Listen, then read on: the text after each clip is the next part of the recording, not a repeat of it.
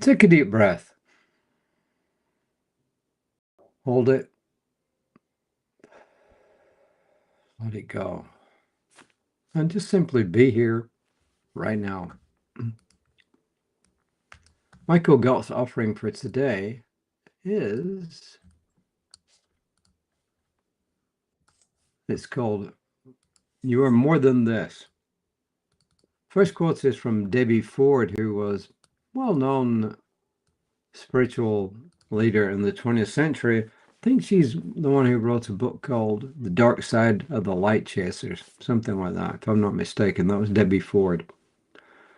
And she said, the greatest act of courage is to be and to own all of who you are, without an apology, without excuses, without masks to cover the truth of who you are. That's not an easy thing to do, right? In other words, to be authentic, to be vulnerable, and to be transparent. It's not always easy because we all wear different masks at times.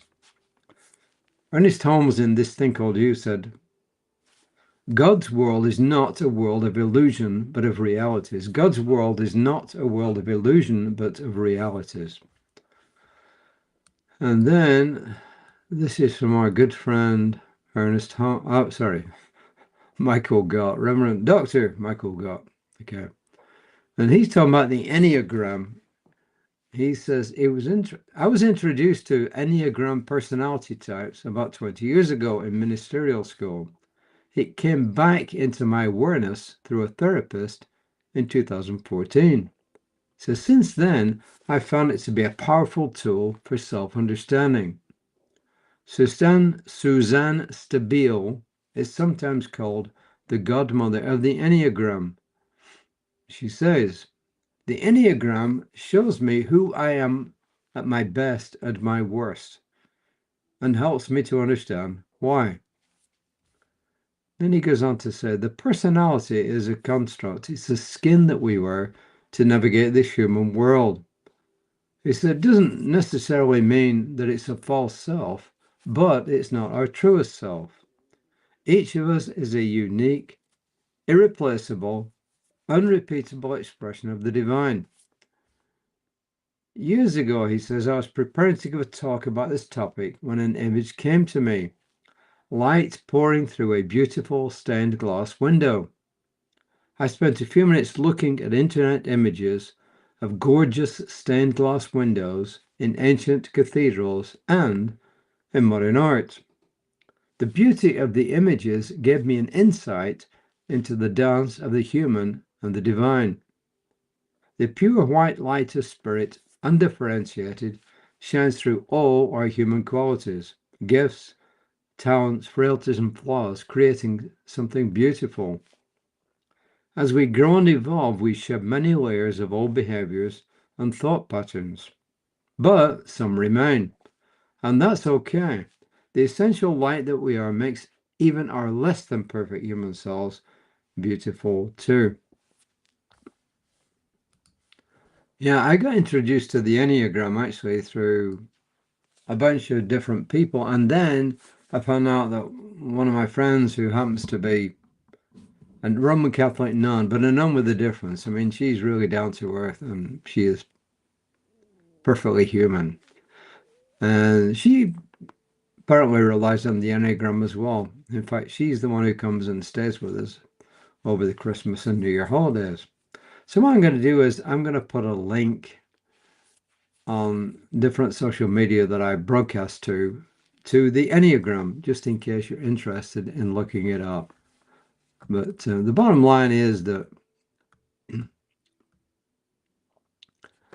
think it goes back to what Debbie Ford said. You know, the greatest act of courage is to own all of who we are, without apology, without excuses, without masks, to cover the truth of who you are. Excuse me, I don't know why I'm yawning. And I think that's something that we can say, if we do say, I accept who I am right now. I may not like it. It's not who I really think I ought to be, but it's who I am right now. I accept who I am right now, and then you can move on from that as a foundation to go forward. And then, as I said, I'll post the link to the Enneagram. If you want to try it, fine. The other thing is that I will be starting this class in January for anybody who wants to know more about religious science, about science of mind, about new thought, and really about a philosophy that can help you to just be a better who you are. And it doesn't actually detract from who or what you are right now. You know, if you are a Catholic, a Buddhist, a Methodist, a Protestant, or just somebody who is just generally spiritual, but no particular religion, even if you're an agnostic, it's a philosophy that can work for you and help you to be better. If you're an atheist, no, it won't work because it relies on the fact that you believe that there's something greater than you are that brought all this into existence. And if you're a total atheist, it won't work. If you're the kind of atheist who says, I don't believe in the kind of God I was taught when I grew up, but something obviously brought all this about, and yeah, it will work for you too. So it is simply a way of helping you to be a better you, and also to manifest in your life stuff that's good for you and other people. So I'm going to post the link in there, and on Creative Life Spiritual Center's Facebook page, of mine, on our Prosperity Living page, and also post it on LinkedIn, Instagram, and whatever other social media that you find me on. So yeah, he gave us some affirmations, and I wasn't, honestly, I wasn't too thrilled with the affirmations. Well, the middle one, he says, I trust my deepest and most authentic, I trust that my deepest and most authentic self is pure spirit. Fine. It's a good affirmation. Then he says, I allow my humanity to be illuminated by truth.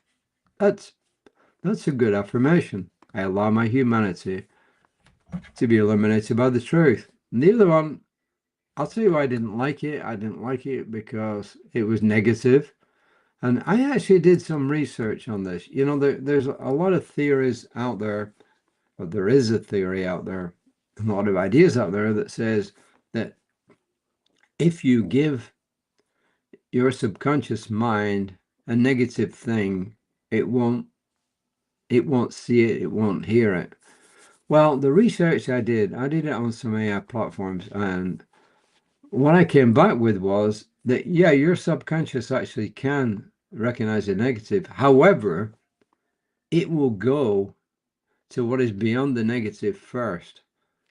So if you're affirming that you're not something, then it's going to go to that something first. So for instance, here the affirmation originally said, my human experiences and limitations do not block the light of God within me. Well, apparently what your subconscious will do is it will go first to, my human experiences and limitations block the light of God within me, before it even starts to look at the negative. So I just switched it around a little bit, and maybe I'm being picky, maybe I'm not being picky, I don't know. I said, despite my human experiences and limitations, I allow the light of God within me. So then what your subconscious does, it goes to, I allow the light of God within me. So am I being picky? Maybe, but my research indicates it's a good pickiness. So my prayer for each and every one here is that I know that the light of God shines through each and every one who watches this, who listens to this, because they know that they are an expression of the divine, and I release this word in gratitude, calling it done, and so it is. And I'll be back tomorrow. Should be back okay at 5-ish tomorrow, and then my colleague Reverend Lisa Ryan will be back. Excuse me, I am still struggling with a little bit of phlegm and the rest of it. She'll be back at 9:15. I know I say this every day. My other colleague practitioner, Danielle Johnson, will be on sometime today because it's Wednesday with a midweek meditation, so look out for that as well. Those two will be on Creative Life Spiritual Center's Facebook page, and Reverend Lisa also posts on YouTube, so you can find her on there. I think it's Lisa Ryan on Facebook, or it could be the Running Rev Ryan, one or the other. But she is on Facebook. My stuff's on Facebook as well, if you want to look at it there. I've done enough talking right now. I really need to just gradually say, and so it is.